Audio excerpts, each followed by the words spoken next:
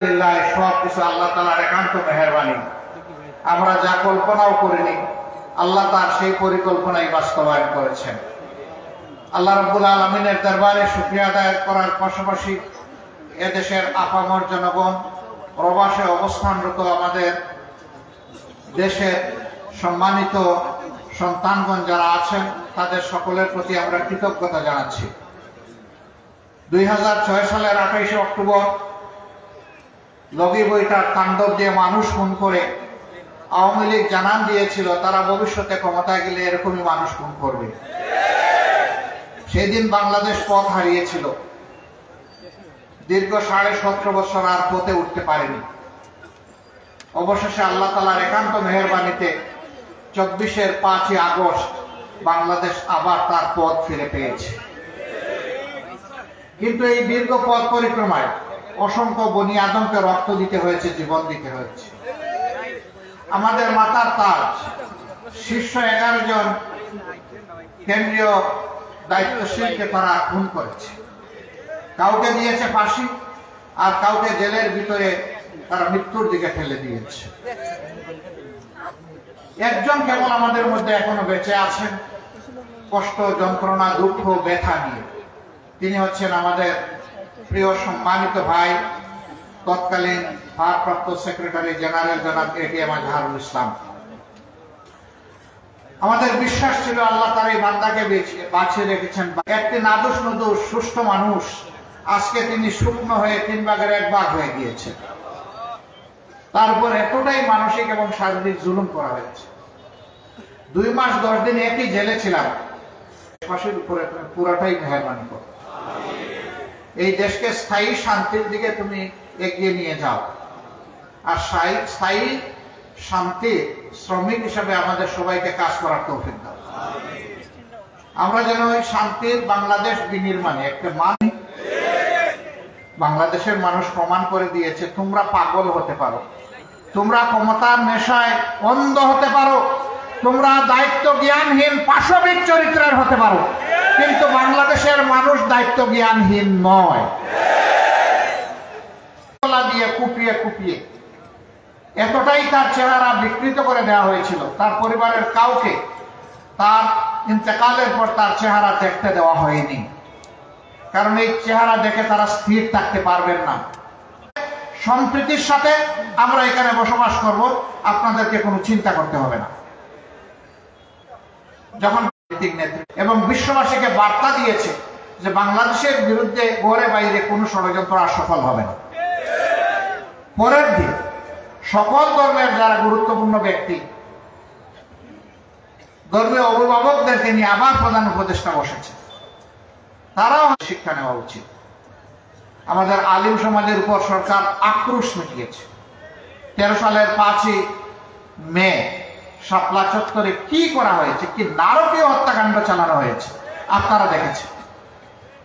মানুষ কতটা বিকৃত হলে বলতে পারে সেদিন কেউ মরে নাই, সেখানে আলিমুল্লামার রং ছিটিয়ে দিয়েছিল। হ্যাঁ, মানুষ যারা দিনের জন্য দুনিয়া থেকে বিদায় নেয় তারা তো শহীদ হয়ে আল্লাহর প্রিয় বান্দাবান্দি হিসাবেই বিদায় নেয়, কিন্তু যারা অপকর্মের দায় নিয়ে দেশ থেকে পালিয়ে যায় তারা কি নিয়ে পালিয়ে যায়?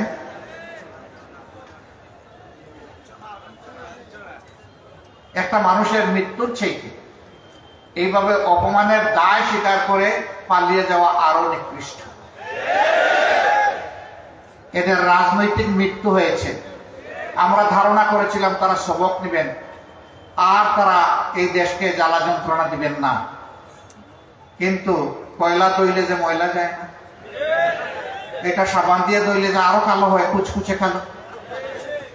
আমরা সাবান সার্ফ এক্সেল দিয়ে ধুইতেছি আর ওরা শুধু কালো হচ্ছে। ওরা নিজেরা শান্তিতে নাই, বাংলাদেশকেও শান্তিতে থাকতে দিবে না। আমার সম্মানিত ভাইয়েরা, এতটুকুতে যাদের শিক্ষা হবে না তাদের শিক্ষা কবে হবে আল্লাহ ভালো জানে। দেশে বিদেশে অনেকে জিজ্ঞেস করে আগামী নির্বাচনে তারা কি নির্বাচনে আসবে। আমি বলি দেশকেই যারা সম্মান করে না তারা কার কাছে এসে নির্বাচনে ভোট দাবি করবে? যারা জনগণের কেনা টাকায় অস্ত্র এবং গুলি জনগণের বুকের উপর চালিয়ে দেয় ক্ষমতায় থাকার জন্য, তারা কার কাছে ভোট চাইবে? যারা নিরীহ জনগণকে খুন করেছে তাদের পরিবারের কাছে গিয়ে জিজ্ঞাসা করুক তারা তাদের এই ধরনের রাজনীতি আর চায় কিনা, এই ধরনের আগ্রাসী দলকে আর রাজনীতিতে দেখতে চায় কিনা। তাদের কাছে গিয়ে জানুন, আমাদের কাছে জানার দরকার নেই, আমরা তো বেঁচে আছি। পঙ্গুত্বের কষ্ট নিয়ে যারা বেঁচে আছে, হাসপাতালের বেডে অবশ্যই যারা প্যারালাইজ হয়ে পড়ে আছে, তাদের কাছে গিয়ে জিজ্ঞেস করুন তারা কি চায়। এখন তো বাংলাদেশের মানুষ শান্তিতে আছে, কিন্তু এই শান্তিকে বিঘ্নিত করার জন্য দফায় দফায় চেষ্টা করা হচ্ছে। ইনশাআল্লাহ আমরা আশাবাদী একটা ঐক্যবদ্ধ জাতি সকল ষড়যন্ত্র মোকাবেলা করে সামনে এগিয়ে যাবে ইনশাআল্লাহ। আমরা এমন একটা বাংলাদেশ গড়তে চাই, আমাদের সন্তানদের আশা পূরণের উপযুক্ত বাংলাদেশ। তাদের প্রধান স্লোগান ছিল উই ওয়ান্ট জাস্টিস। আমরা বৈষম্য নয়, বরঞ্চ বৈষম্যহীন ন্যায় বিচারপূর্ণ একটা সমাজ চাই। আমরা তাদেরকে কথা দিচ্ছি, আল্লাহ তাআলার সাহায্য এবং জনগণের ভালোবাসা পেলে আমরা সেই সমাজটি বাংলাদেশ এবং জাতিকে উপহার দেব ইনশাআল্লাহ। আমরা কথা দিচ্ছি আমাদের হাত দিয়ে কোনো চাঁদাবাজি হবে না এবং কোনো চাঁদাবাজি বরদাস্ত করব না ইনশাআল্লাহ। আমরা কথা দিচ্ছি বাংলাদেশের 1 ইঞ্চি মাটির উপর কারো কোনো দখল বাণিজ্য চলবে না এবং চলতে দেব না ইনশাআল্লাহ। আমরা কথা দিচ্ছি সরকারি, আধা সরকারি, বেসরকারি অফিসে বসে কেউ ঘুষ খাওয়ার প্রয়োজন অনুভব করবে না এবং দুঃসাহস দেখাবে না। আমরা সেই বাংলাদেশ করতে চাই। আমরা কথা দিচ্ছি আমাদের যুব সমাজের হাতকে আমরা কর্মীর কারিগরের হাতে পরিণত করতে চাই। তারা হবে দেশ গড়ার কারিগর। সার্টিফিকেট নিয়ে তারা বের হয়ে বেকারত্বের অভিশাপে কান্নাকাটি করবে না, হাউতাশ করবে না। তাদেরকে নৈতিক এবং জাগতিক শিক্ষা এমনভাবে সমৃদ্ধ করা হবে যে প্রত্যেকটা ছাত্র কিংবা ছাত্রী তার শিক্ষার পাঠ চুকানোর সাথে সাথে দেশ গড়ার একজন যোগ্য কারিগরে পরিণত হবে এবং কাজ তার হাতে চলে আসবে। দুনিয়ার বহু দেশে, উন্নত দেশে আছে, শিক্ষাকালীন সময়েই তাদের হাতে কাজ চলে আসে। শিক্ষা জীবনের আগেই তাদের এগ্রিমেন্ট সম্পূর্ণ হয়ে যায়। শিক্ষা জীবন শেষ করার সাথে সাথে কর্মে ঢুকে পড়ে। তারা পরীক্ষার রেজাল্টের অপেক্ষা করে না, অতীতের রেজাল্টকে মূল্যায়ন করেই তাদের হাতে এইভাবে কাজ চলে আসে। আমরা এই ধরনের একটি সমৃদ্ধ, যুব সমৃদ্ধ বাংলাদেশ করতে চাই ইনশাআল্লাহ। এমন বাংলাদেশ আমরা করতে চাই যেই বাংলাদেশে মসজিদ, মন্দির, চার্চ, প্যাগোডা, মঠ কোনো জায়গায় নিরাপত্তার জন্য পাহারা বসানোর প্রয়োজন হবে না, বরঞ্চ ঘরে বাইরে নিজেদের ধর্মীয় কাজে, সামাজিক কাজে, পেশাগত কাজে সকল জায়গায় একজন নাগরিক পূর্ণ স্বাধীনতা, মর্যাদা এবং নিরাপত্তা ভোগ করবে ইনশাআল্লাহ। এই ক্ষেত্রে নারী পুরুষকে সমান মর্যাদা এবং নিরাপত্তা দেওয়া হবে। বাংলাদেশ জামাতে ইসলামী সেই স্বপ্নের রাষ্ট্র যদি গড়ার সুযোগ পায় আল্লাহর কোরআনের ভিত্তিতে, তাহলে সেই রাষ্ট্রে পুরুষের পাশাপাশি আমাদের মা বোনেরা, আমাদের মেয়েরা অত্যন্ত মর্যাদা, গর্ব এবং ইজ্জতের সাথে তারা তাদের দায়িত্ব পালন করবেন। তারা পাবেন পূর্ণ নিরাপত্তা। এখন সমাজের বিভিন্ন জায়গায় কাজ করতে গিয়ে না পান তারা নিরাপত্তা, না পান তারা মর্যাদা। সেদিন তারা মায়ের মর্যাদা পাবেন, সহোদরা বোনের মর্যাদা পাবেন, ঔরসজাত মেয়ের মর্যাদা পাবেন ইনশাআল্লাহ। এবং ঘুরে ফিরে আমরা তাদেরকে পূর্ণভাবে মায়ের মর্যাদায় অভিষিক্ত করব। রাসূল করিম সাল্লাল্লাহু আলাইহি ওয়াসাল্লাম সবচেয়ে ঝুঁকিপূর্ণ কাজ যুদ্ধের ময়দানে মহিলাদেরকে সম্পৃক্ত করেছেন, সুযোগ দিয়েছে। আমরা তাদেরকে বঞ্চিত করার অধিকার রাখি না। তারা তাদের যোগ্যতা, দক্ষতা অনুযায়ী তারা রাষ্ট্রের কাজে অবদান রাখে। এই রাষ্ট্রে শুধু মুসলমানরা বসবাস করে না, অন্যান্য ধর্মের লোকেরাও বসবাস করে। আমাদেরকে যিনি পয়দা করেছেন তিনিই তাদেরকে পয়দা করেছেন। সুতরাং সেই আল্লাহর দৃষ্টিতে মানুষ হিসাবে তাদের যত নাগরিক অধিকার আছে পূর্ণ নাগরিক অধিকার তারা ভোগ করবে ইনশাআল্লাহ। সেখানে ধর্মের কারণে কোনো মানুষ তার যোগ্য ভূমিকা পালন থেকে বঞ্চিত হবে না। তবে দুঃখের বিষয়, গত 15.5 বছর কারো একটু দাঁড়িয়ে আছে, কে তার পেশাগত দায়িত্ব পালনের সময় নামাজে যায়, তাকে চরমভাবে অপদস্থ, কুণ্ঠাসা এবং তার অধিকার থেকে তাকে বঞ্চিত করা হয়েছে। এই অপকর্ম আর বাংলাদেশে চলতে দেওয়া হবে না ইনশাআল্লাহ। এখানে একটা ফ্ল্যাগ দেখছি, এটা নামান তো।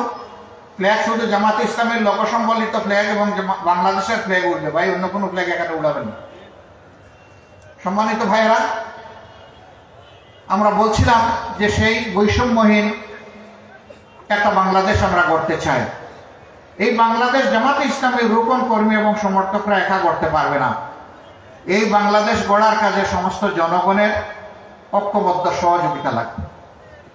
এমন একটি বাংলাদেশ গড়ার জন্য আসমান থেকে ফিরিস্তা পাঠাই আল্লাহ সরাসরি গড়ে দেবেন না। এই জমিনের মানুষেরাই গড়বে। তারা ভালো পথে এগুলে, আল্লাহ সন্তুষ্টির পথে এগুলে, শান্তির দিকে আগালে আল্লাহ তাআলা তার ফিরিস্তা পাঠিয়ে সাহায্য করবেন ইনশাআল্লাহ। কিন্তু মানুষকে এই কাজে আগাতে হবে। এই জন্য বাংলাদেশ জামাতে ইসলামের কর্মী যারা এখানে এসেছেন তাদেরকে বলতে চাই যে আসুন ওই স্বপ্নের সমাজ গড়ার আগে নিজেকে আগে গড়ি। ওই স্বপ্নের সমাজের যে চরিত্র একজন মানুষের মধ্যে, নাগরিকের মধ্যে তৈরি হওয়া দরকার, আগে আমরা নিজের মাঝে সেটা তৈরি। আলহামদুলিল্লাহ এই কাজে প্রিয় সংগঠন অবিরত চেষ্টা করে যাচ্ছে, কিন্তু আমরা কেউ ভুলের ঊর্ধ্বে নই এবং ঘাটতিরও ঊর্ধ্বে নই। আমাদের ঘাটতিও আছে, ভুলও আছে। ভুল আমরা সংশোধন করব, ঘাটতি আমরা পূরণ করব। এইভাবে আমরা সামনের দিকে জাতিকে নিয়ে এগিয়ে যাবো ইনশাআল্লাহ। পুরা জাতিকে আমরা ধারণ করি আমাদের অন্তরে। এখানে দল ধর্মের ভিত্তিতে আমরা জাতিকে টুকরা টুকরা ভাগ বিভক্ত করতে দেব না এবং আমরা করব না। আমরা একটা ঐক্যবদ্ধ জাতি চাই। এই জন্য দল ধর্ম নির্বিশেষে সেই শান্তির বাংলাদেশ, অগ্রগতি উন্নয়নের বাংলাদেশ, ন্যায় বিচার প্রতিষ্ঠার বাংলাদেশ, দুর্নীতিমুক্ত বাংলাদেশ, এই বাংলাদেশ গড়ার জন্য আপনাদের মাধ্যমে আমরা জনগণকে আহ্বান জানাচ্ছি। প্রিয় ভাইয়েরা, নিজেদের জ্ঞানকে আরো সমৃদ্ধ করতে হবে কোরআন হাদিস এবং দুনিয়াবি জ্ঞানের ভিত্তিতে। তার পাশাপাশি ওই জ্ঞানের আলোকে আমাদের মধ্যে চরিত্র তৈরি করতে হবে। মানুষের কাছে ইসলামের কল্যাণময় এই আহ্বান পৌঁছে দিতে হবে ঘরে ঘরে। আজকে যেহেতু জুমার দিন, আমরা কথা আর লম্বা করব না, এখানেই আমরা কথা শেষ করব। আসেন আজকের দিনের আমাদের অঙ্গীকার হোক যে আমরা আগামীর বাংলাদেশ গড়নে আগে যে ত্যাগ স্বীকার করেছি তার চাইতেও বেশি ত্যাগ স্বীকারে আমরা প্রস্তুত। আপনারা কি প্রস্তুত? আলহামদুলিল্লাহ। এক ভাই আপনাদের কাছে আহ্বান জানিয়েছিলেন যে ইন্না সলাতি ওয়া নুসুকি ওয়া মাহইয়ায়া ওয়া মামাতি লিল্লাহি রাব্বিল আলামিন বলে আমাদের तमाम সত্তা এবং সম্পদ আল্লাহর হাতে তুলে দেওয়ার আপনারা শপথ নেবেন। এই আহ্বান অধ্যাপক ফজলুর রহমান সাহেব জানিয়েছিলেন, আপনারা সকলে সাড়া দিয়েছেন। আমরা দোয়া করি আল্লাহ তার জন্য আপনাদেরকে কবুল করুন এবং এই আয়াতের হক আদায় করে হযরত ইব্রাহিম আলাইহিস সালামের সাথে আল্লাহ তাআলা হাসরের দিন আমাদেরকে তার সামনে হাজিরা দেওয়ার তৌফিক দান করুন। তিনি আমাদের রূহানি পিতা। আর এই ওয়াদাটা তিনি সরাসরি আল্লাহর কাছে করেছিলেন। আল্লাহ তাআলার এত ভালো লেগেছিল এই ওয়াদা, এর বরকতে আল্লাহ তাআলা তাকে বলেছিলেন মিল্লাতে আবিকুম ইব্রাহিম হুয়া সাম্মাকুমুল মুসলিমিন। সমস্ত মুসলিম মিল্লাতের নেতা পিতা হচ্ছেন ইব্রাহিম আলাইহিস সালাম এবং তিনি নাম রেখেছেন মুসলমান। সেই পিতা আল্লাহ হতে পারেন, আবার ইব্রাহিম আলাইহিস সালাম হতে পারেন, এটা আল্লাহ তাআলা ভালো জানেন, কিন্তু এটা আল্লাহ তাআলার পছন্দের কালাম ছিল। সম্মানিত ভাইয়েরা, আজকের এই আলিয়া মাদ্রাসার এই সম্মেলন সিলেটের চেহারা পাল্টে দেবে এটা আমি বিশ্বাস করতে চাই। আমরা দল মত, জাতি, ধর্ম, পেশা নির্বিশেষে সকলের কাছে প্রাণপণে ছুটে যাব। এই ক্ষেত্রে উলামায়ে কেরামের বিশেষ দোয়া এবং সহযোগিতা আমাদের প্রয়োজন। এখানেও আমরা কোনো ভাগ বিভক্তি করব না। উলামায়ে কেরাম আমাদের মাথার তাজ, তাদের দোয়া আমাদের লাগবে, তাদের সহযোগিতা আমাদের লাগবে। তাদেরকে ইজ্জতের সাথে বুকে ধারণ করে আমরা সামনে এগিয়ে যাব। আল্লাহ আমাদের সহায় হন। আসসালামু আলাইকুম ওয়া রাহমাতুল্লাহ। বাংলাদেশ জিন্দাবাদ, বাংলাদেশ জামাতে ইসলামী জিন্দাবাদ। আলহামদুলিল্লাহ, আলহামদুলিল্লাহ। সংগ্রামী সিলেটবাসী, আমাদের সিলেটের মাটিও মানুষের একজন নেতা, যিনি বিগত 5টি বছর 2001 থেকে 2006 পর্যন্ত জাতীয় সংসদ সদস্য ছিলেন।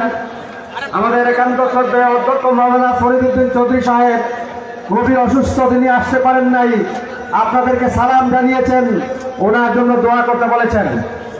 আমাদের একটা থিম সঙ্গীত চলবে, এই পর্যায়ে থিম সঙ্গীত নিয়ে আসার জন্য অনুরোধ করছি দিশারি শিল্পী গোষ্ঠীর সর্ব সাংস্কৃতিক সহ সিলেটের সাংস্কৃতিক আন্দোলনের শিল্পীবৃন্দ।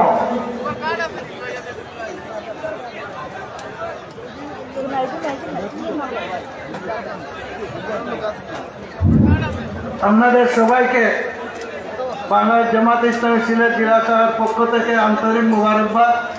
আজকের এই সম্মেলনকে সফল এবং সার্থক করতে সহযোগিতা করেছেন, বিশেষ করে আমার সাংবাদিক বন্ধুদেরকে আন্তরিক শুভেচ্ছা ও মুবারকবাদ জানাচ্ছি। এবং সুন্দর শান্তি আসতে তো একা একা আসছেন, একসাথে বেরোতে যদি চান তাহলে গেট কম ধাক্কি হবে, দয়া করে এটা না করে সুশৃঙ্খল হবে আপনারা বের হবেন এবং অন্য বাইকে অগ্রাধিকার দিবেন, বিশেষ করে মুরব্বী যারা আছেন তাদেরকে অগ্রাধিকার দেবেন। সবাই সুস্থ এবং নিরাপদে যাতে বাড়িতে পৌঁছতে পারেন সেই তৌফিক আল্লাহর কাছে কামনা করছি। সবাই এখন যাওয়ার পরে কাজ জোরদার করে পাড়ায় পাড়ায় সন্ত্রাসীদের বিরুদ্ধে, চাঁদাবাজদের বিরুদ্ধে মজবুত সংগঠন গড়ে তুলবে সেই আহ্বান জানিয়ে আজকের সবার সমাপ্তি এখানে ঘোষণা করা হলো। আসসালামু আলাইকুম ওয়া রাহমাতুল্লাহি ওয়া বারাকাতুহু।